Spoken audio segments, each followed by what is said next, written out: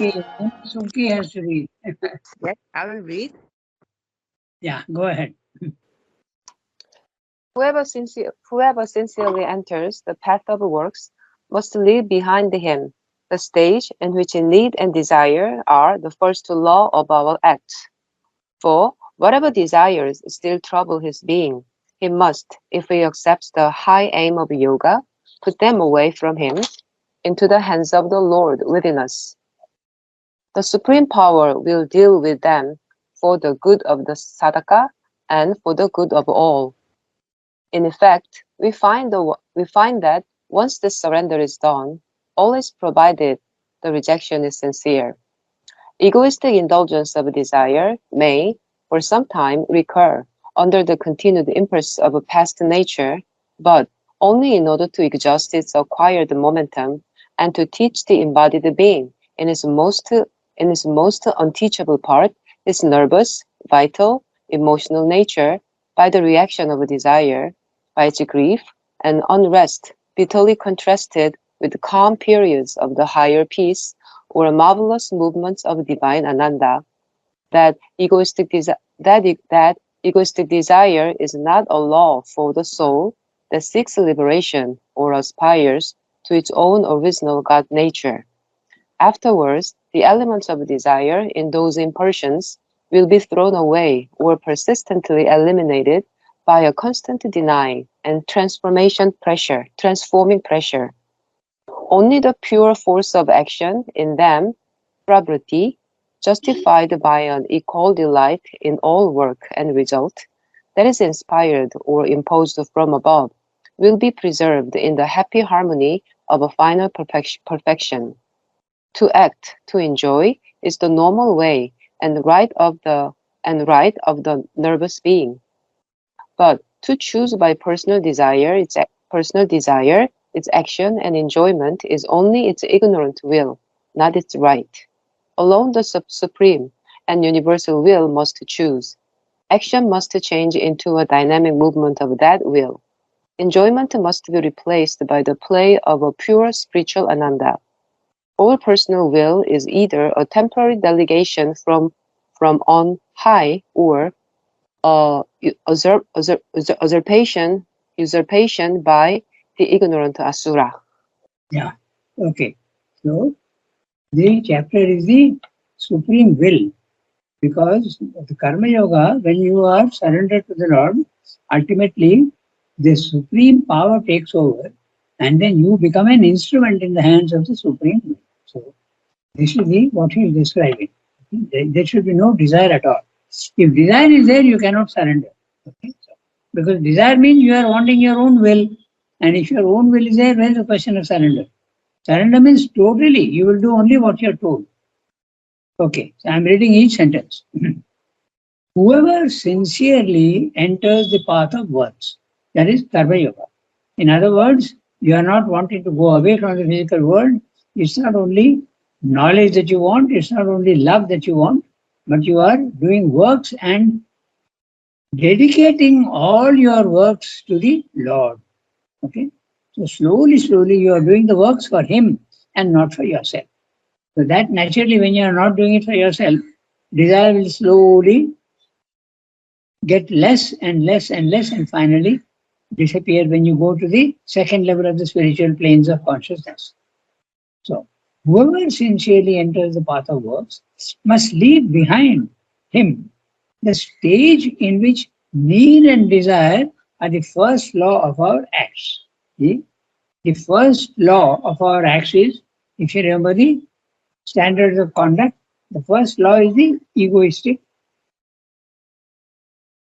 level, the ego level where desire and need both, in which need can sometimes be legitimate, but desire for a spiritual life is never legitimate. Desire may be legitimate for a normal life, okay, but not for a spiritual life. If you want a spiritual life, desire is absolutely no question. Need also, ultimately, even your needs will be fulfilled by the divine. But sometimes in the earlier stages, need is okay because you may need something and you have to arrange for it. So that's okay. Is the first law of what? So in other words, spiritual life, no desire. That has to go completely. Okay?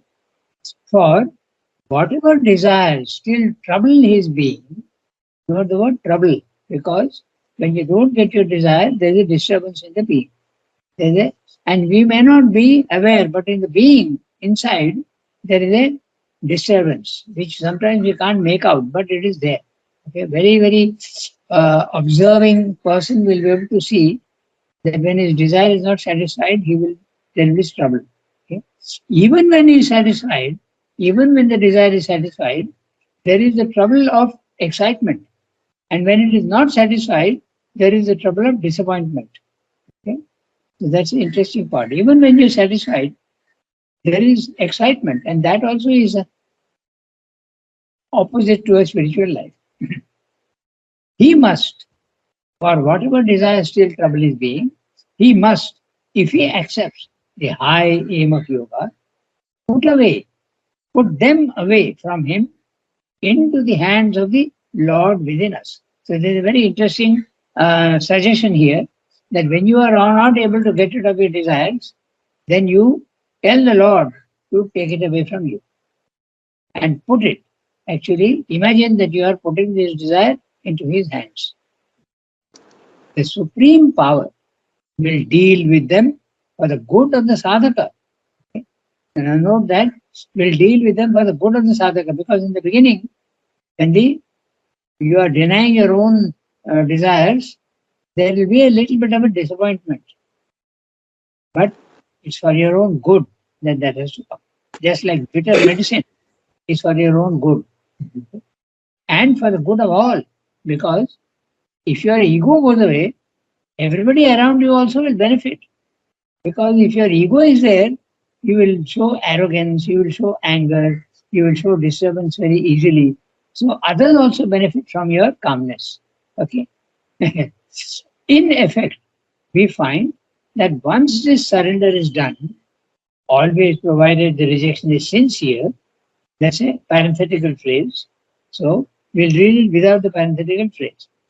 In effect, we find that once this surrender is done, egoistic indulgence of desire may for some time recur under the continued impulse of past nature, but only in order to exhaust its acquired momentum and to teach the embodied being in its most unteachable part, his nervous, vital, emotional nature, by the reactions of desire, by its grief and unrest, bitterly contrasted with calm periods of the higher peace or marvelous movements of divine ananda, that egoistic desire is not a law for the soul that seeks liberation or aspires to its own original God nature. Because he's saying all. In other words, those who seek liberation are not interested in original God nature. They are not interested in perfection. They are interested only in the liberation of the soul. Okay, that's why. Or if you are aspiring for the original God nature, that is the Karma Yoga path. But those who are seeking for liberation, it may be only the Jnana Yoga path, sometimes even the Bhakti Yoga path. But Karma Yoga will make you get divine nature. Okay? That's right. He says there are three types of muktis. Huh? There is the Sayujya Mukti, which is the path of knowledge. There is the Samipya Mukti, which is the path of bhakti. And there is Sadharmya Mukti. You get the nature of the divine in your dealings with in the physical world. So that's what we say. Now, what is interesting is which is the most unteachable part. Naturally, your mind is easier to teach. Your vital is more difficult to teach, but with some effort it can be done. But the nervous, because it's full of fixed habits, nervous, vital, emotional nature, by the reactions of desire, by its grief and unrest. Okay, these are unteachable parts, very difficult to teach. But you will learn slowly. How do you learn? By you see the unrest and it is contrasted with the calm periods of higher peace. Now, he is talking of calm periods of higher peace. Why? Because right in the beginning of the sentence he has said, once the surrender is done. If the surrender is done, even then desires can continue as a past mechanical action. Okay? This is exactly like the machine that is switched off will continue to work. You can take any machine, okay? If you switch it off, it will continue with this motion for some time. This is exactly what happens also in the spiritual life. When you have got the basic surrender is done, that's a switching off. But the desire will continue slowly, slowly, slowly until the energy that you have given it in the past gets exhausted because now there's no new energy coming in. You have said no to it. So then it slowly dies out. It's like a scooter. You're sitting on a scooter and 50 meters before your destination, you switch it off to save petrol. Okay? And then the vehicle continues slowly until it comes to the end of the journey. Okay, so this is what Sandra is saying. And how do you learn? Because the calm periods are there sometimes, and when the calm periods are there, you are in a very happy condition. But when the disturbance comes, then you realize that, oh, this is the opposite of the spiritual life. That's what Sandra is saying. Okay. It is taught, okay, by the higher. So I read that phrase again. Okay. Uh, Egoistic indulgence of desire may sometime recur under the continued impulse of past nature, but only in order to exhaust its acquired momentum, the energy which is accumulated in the desire that continues for some time, and to teach the embodied being in its most unteachable part, that's a lower, your physical, emotional, and also the vital, nervous. The nervous is physical, okay? They have certain habits, and those habits are very difficult to dislodge when they are physical. By its grief and unrest, bitterly contrasted with calm periods of higher peace or marvelous movements of the divine Ananda. So when you get you're surrendered basically, and you get these peace and Ananda, then you see, then again when you fall down, that trouble is there. And then you learn that that is absolutely the opposite of a spiritual life. So that's what you learn. Afterwards, the element of desire in those impulsions will be thrown away or persistently eliminated by a constant denying and transforming pressure. So now, when you have understood that this indulgence of desire is not at all beneficial to you for a spiritual life, you start putting pressure, and with the pressure, it will disappear. Okay, so afterwards, the element of desire in these impulsions will be thrown away or persistently eliminated by constant denying and transforming pressure. Only the pure force of action in them, pravritti, justified by an equal delight in all work and result that is inspired or imposed from above, will be preserved in the happy harmony of final perfection. What Srimati is saying is very interesting. Okay, so we'll have a look at that. So, suppose you enjoy something. A very easy example is to give something that you like to eat. Okay, so in the beginning, desire, and you actually seek that thing which will give you the delight.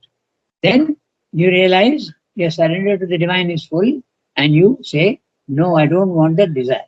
But it will continue for some time. Okay, even the enjoyment will be there. Ultimately, slowly, slowly, slowly, the desire for that will disappear. But does it mean that the enjoyment, if by chance it comes to you, that same thing which you like, if it comes to you without your desire, will you not get the ananda? So he's saying the ananda can be there, but the desire has gone away. These are all very subtle points, okay? You can continue to enjoy what you enjoyed earlier, but now it is without attachment and without desire. Okay? And he's saying equal delight. Equal means absolutely your inner being is untouched, but you will enjoy. And result that is inspired or imposed from above will be preserved. The enjoyment will be preserved in a happy harmony of the final perfection. Enjoyment need not disappear. This is described very much in the Gita also about the rasa. Okay, so to act, to enjoy is a normal law and right of the nervous being.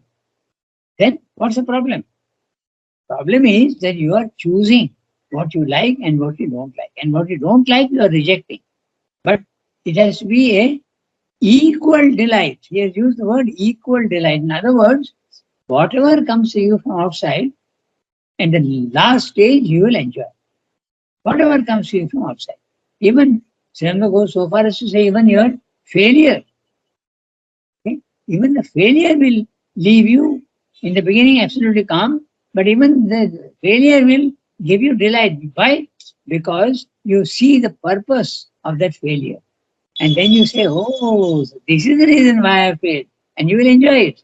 Okay? So only the pure force of action in them, justified by an equal delight in all that. And now he's saying, just as he said, it's a right of the mind to have knowledge. It's a right of the vital to enjoy. It's a right of the body to have a good health. These are all its rights. They are the fulfillments and the rights. To act, to enjoy is a normal law and right of the nervous being. But to choose by personal desire its action and enjoyment is only its ignorant will, not its right. So long as you choose what is pleasant and what is unpleasant, you are not in a spiritual condition. But you must be able to enjoy everything that comes to you. But enjoyment is only at the last stage. But in the beginning, in the middle stage also, that which you disliked, you will start becoming immune to the dislike. Maybe you will eat it, maybe you won't, but you will not be able to, you will not reject it like you did earlier. To choose by personal desire and action, to choose, there should be no choice at all. A surrender implies that there is no choice. Whatever the divine is giving you, you are taking, isn't it? The moment you say, I want this and I don't want that, it's not surrender anymore. It's your own personal desire. That's what he's saying. But enjoyment can be there. Alone, the supreme and universal will must choose. He will choose what is right for you and give you. You must be able to enjoy it. Enjoyment must be replaced by the play of a pure spiritual ananda. Enjoyment at the vital level will be replaced and it will become a spiritual ananda. Okay? That's what. There's a difference between pleasure and bliss or ecstasy and ananda. There's a difference. In the earlier one, the enjoyment will give you attachment and desire. But the pure ananda will not give you a attachment, nor desire. All personal will is either a temporary delegation from on high or a usurpation by the ignorant asura. Ignorant asura. That means, in other words, so long as you are having personal will, then it is not really truly a final spiritual consciousness. It is not. So sometimes it can even be a usurpation by the ignorant asura. That's the extreme. Otherwise, you have to realize that your will, liking and disliking, is coming from on top, but it's a temporary delegation. It's given to you. The power to enjoy is given to you as a temporary delegation, because all enjoyment comes from higher and from on top. There's nothing that is self-existing in the lower planes of consciousness. Everything comes from on top. Okay, so let's go on to the next. Would you like me to read? Yes, you can. The social law. He is The referring back social- to the standards of conduct. First, he has dealt with the ego. Now he is dealing with the social law, the second, okay, in the Karma Yoga. Go ahead. The social law. The social law, that second term of our progress, is a means in which the ego is subjected in order that it may learn discipline by subordination to a wider collective ego. This law may be quite empty of any moral content and may express only the needs or the practical good of the society as each society conceives it, or it may express those needs and that good, but modified and colored and supplemented by a higher moral or ideal law.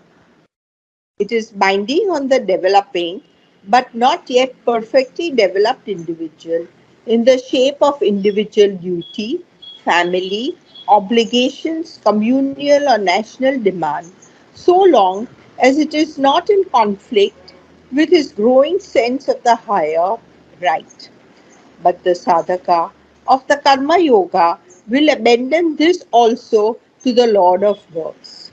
After he has made this surrender, his social impulse and judgments will, like his desire, only be used for their exhaustion, or it may be so far as they are still necessary for a time to enable him to identify his lower mental nature with mankind in general or with any grouping of mankind in its works and hopes and aspirations. But after that brief time is over, they will be withdrawn and a divine government will alone abide. We will be identified with the divine and with others only through the divine consciousness and not through the mental nature. Yeah. One by one, Surendra is dealing with the four standards of conduct. And if you are going to do Karma Yoga in the integral yoga way, then what is the gradation that comes, how your behavior will change. That's what is described. So I'll do one thing. We'll do the we'll read the summary and then go back to the, because some of the things, the phrases are interesting and we have to see what he's saying. So this paragraph that we read just now, he's saying the need of the second law is felt because of social. No, this is obviously this is the one that we read just now. Huh? Yeah, that's right. So need of the second law, the social law, is felt because social order and discipline, social harmony and peace can be attained only when the collective group governs, controls, lays down laws applicable to all members. So, even if you have started your spiritual life, still the influence of society continues with you. Okay, but later on, you are quite free to give up all even social laws and social customs. Such laws may be purely mechanical without any moral implications. As I have said, moral implications is third level of conduct. So social laws need not be any. Like I said, okay, traffic rules, for instance, they are social laws. You have to drive on the left, okay. Then you cannot cross red lights. All these are all then dress codes, okay, for special occasions. If you are going to a formal meeting, you cannot go in shorts. It reminds me, one day I had gone into a government office and I was wearing pajamas. And my companion, my ashram companion, he was wearing shorts. So we entered the office and the officer said, "You go away." He told my companion because he was wearing shorts. So I said, "Why? Why is he going?" No, he is not dressed properly. He has to go away. So that's a social law. Okay? You can't go to a wedding in a banyan. You are invited to a. So these are all social laws. Okay. No crossing of red lights, driving on the left. They are not moral laws at all. They are social laws. That dress codes for special occasions. Okay. Then, for instance, no cutting of trees. That also is a social law. Okay. Things like that. But so when you start spiritual life, even then you are subject to the social laws for a certain amount of time. But such laws could also spill over onto moral ground. For instance, no stealing, no cheating, no killing, all these things also sometimes the social law crosses over into the third level of the moral law. Again, such laws could become linked to ideals of nobility, compassion, self sacrifice. For instance, conscription, compulsory military training, paying taxes for social welfare schemes, okay, things like that. These are also, they are noble ideals, but they are still social laws. Okay, you have to pay your income tax. Further, social laws could pertain to family responsibilities. Okay, social law. You have to look after your parents. The parents have to look after you and your children, and when you are grown up, you have to look after your parents. You have to look to your family welfare. Okay, social duties, then national demand. For instance, war, acquisition of private lands for national development. Okay, that's another example of national demand. Okay, you have a big property. You have, say, let us say, 100 acres. Even you have very less also. But a railway track is going through your land. Then you have to give it up because it's for the national good. So you have to give it up. Okay. So there what happens. Our, um, on the Tendivanam road, we had a garden which Jyoti Patel used to look after. Her father had actually bought it. I forget the name of the place, but anyway, it's a big garden. So But when top the, land, pardon? top land, top Ah, land. okay, okay. Top land, correct. So when the national highway, the 4-lane highway to Tindivanam came up, they had to give up part of that. You can't contest. You can't go to a court. The court will award it to the national development. Okay? That same problem is coming up in Aurobindo also in some places. So these are all social laws. Okay, there. Social laws could pertain to family responsibilities, social duties, national demand. Okay, these are examples of social laws, provided they do not clash with the human conceptions of the highest right and just. Okay, in other words, when you have reached a spiritual level, okay, very high level, then your social laws don't apply to you.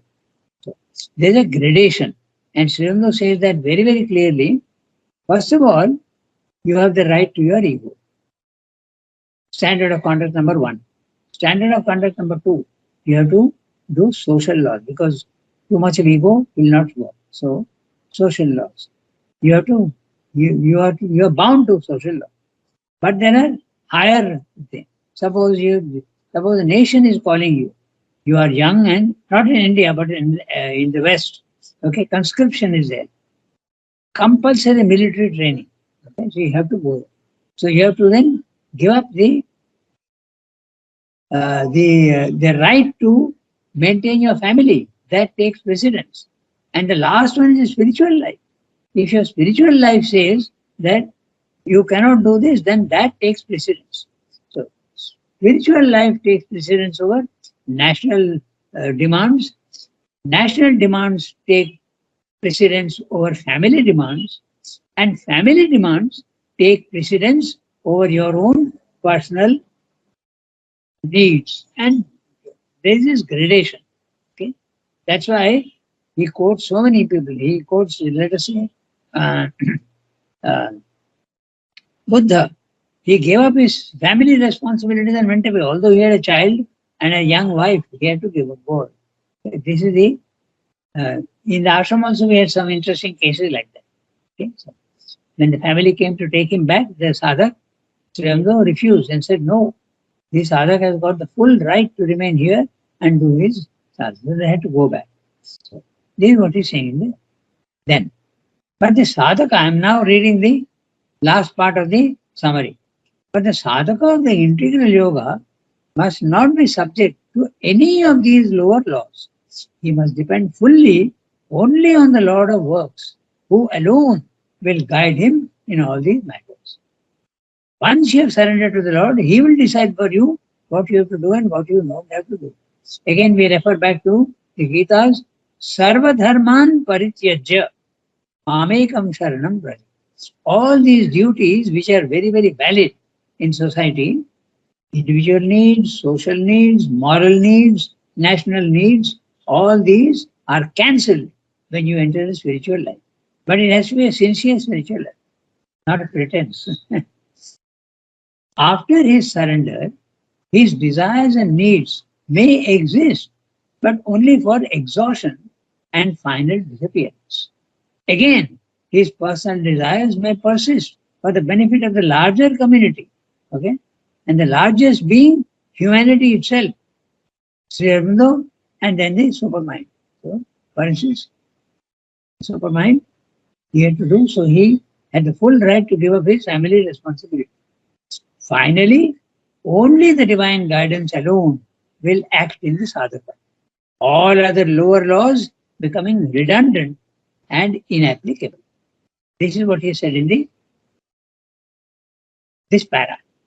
Okay? So it's a very interesting para. I've gone into great detail to examine what he's saying. They have got how much time, I don't know, maybe 2-3 minutes, but this is what we have done. Okay? Now with this background, if you read, there will be no problem in understanding what he's saying. The social law, that second term of our progress, is a means to which the ego is subjected in order that it may learn discipline by subordination to a wider collective ego. Wider collective ego is a society, okay? The social, it could also be the family. The wider collective law can apply to the family, to the community, to the nation, finally to the humanity. That could be the wider collective ego. This law may be quite empty of any moral content that we have seen and may express only the needs or the practical good of the society as each society conceives it. Every society will have something which may not be the good of other societies. Okay, that's what it is. Or it may express these needs and that good, those needs and that good, but modified and colored and supplemented by higher moral or ideal law. That also we saw, that the social law can spill over into the higher moral law. Okay, it is binding on the developing but not yet perfectly developed individual in the shape of social duty, family obligation, communal or national demand. Then you giving you the gradation. So long as it is not in conflict with the growing sense of the higher right, which is the spiritual law.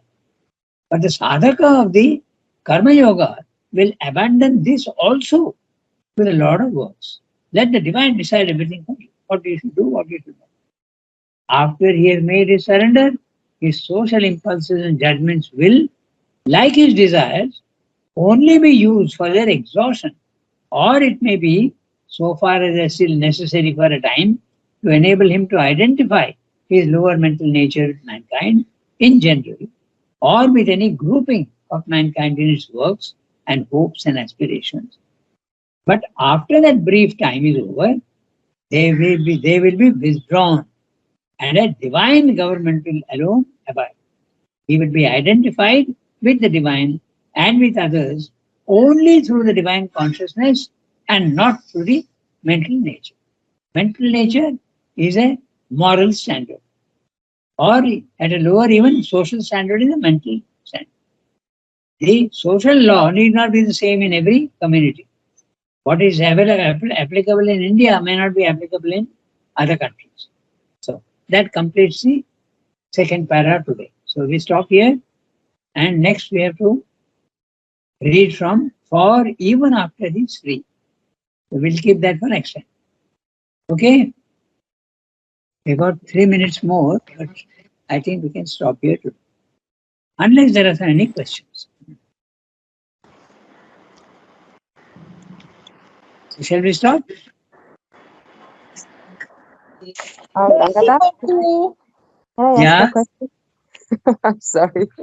Can I ask a question? yeah, go ahead. Yes, the Arjuna's dejection, in the Bhagavad Gita, the initial dejection, can you say like a conflict between the second and the third law? Yeah, Arjuna is saying, I want to stick to the social law that Mm-hmm. you should not kill anybody. Mm. Yeah, So so it is a social law. It's also mm, moral law for him. How can you kill somebody? It's moral. You can't do that. So for him, it is social as well as moral, but not spiritual. And Sri Krishna is telling him, you have to go to the spiritual level and not worry about the second social law and the moral law. Go beyond. That's what Sri Krishna is telling him. so the second and the third law conflict there in Arjuna. The second, the social, and the third, the moral law Yeah, conflict in Arjuna. yeah. For him, the divine is telling him what to do. So that's the last law, Mm-hmm. the spiritual law.